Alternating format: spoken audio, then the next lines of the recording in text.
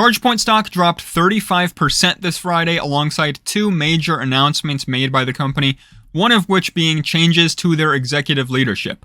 They've announced that Pasquale Romano will no longer be serving as ChargePoint's chief executive officer and is being replaced by Rick Wilmer, who was previously serving as ChargePoint's chief operating officer for about 17 months.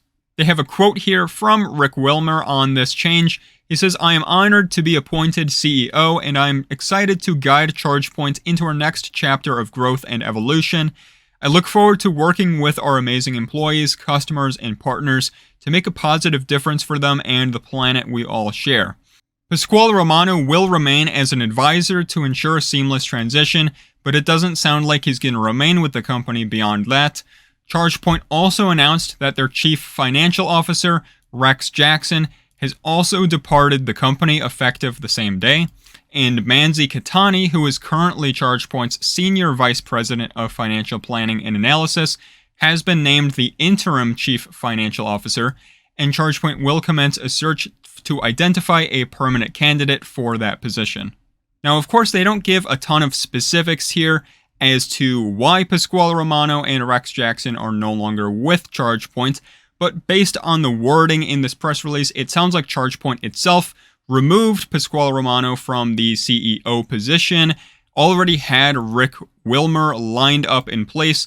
He's going to be it seems like the permanent CEO going forward for ChargePoint, whereas for Rex Jackson, it sounds like he probably left on his own terms.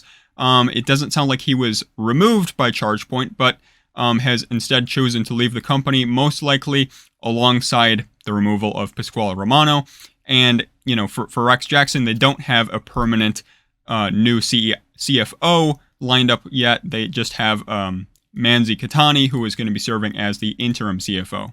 But enough about that. The other major news ChargePoint released was some preliminary third quarter financial results. And first of all, we've got a solid date for their third quarter earnings report now. That's going to be on Wednesday, December 6th, 2023 at 1:30 p.m. Pacific time. They've got another brief line on the executive management changes, and then they've got a quote here from Rick Wilmer. He says, "Our core markets of North America and Europe both came under pressure late in the third quarter, with revenue falling far short of expectations. Overall macroeconomic conditions, along with fleet and commercial vehicle delivery delays, impacted anticipated deployments with government, auto dealerships, and workplace customers." So obviously not very good news right off the bat.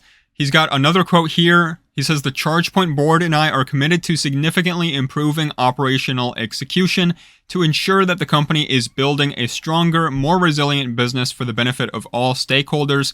Our first steps are to take an additional non-cash inventory impairment charge related to product transitions and to better align inventory with current demand. We remain committed to our goal of generating positive adjusted EBITDA in the fourth quarter of calendar 2024. Just to provide some context here, ChargePoint previously took on a $28 million inventory impairment charge in the second quarter this year. That was related to some of the components they had purchased for some of their DC fast charging units during the supply chain crisis when the prices for those components was heavily inflated. By the end of July this year, when the second quarter earnings came out, the prices for those components was a lot lower, so the actual value of that inventory they had on hand was no longer as high as it was previously, which led them to taking on that $28 million inventory impairment charge. Moving further down in the press release, ChargePoint has some updated guidance for the third quarter. Of course, ChargePoint's third quarter is going to be ending pretty soon here at the end of November, so you'd think they've got a pretty accurate account of where a lot of these numbers are going to be once they actually report the earnings in December there.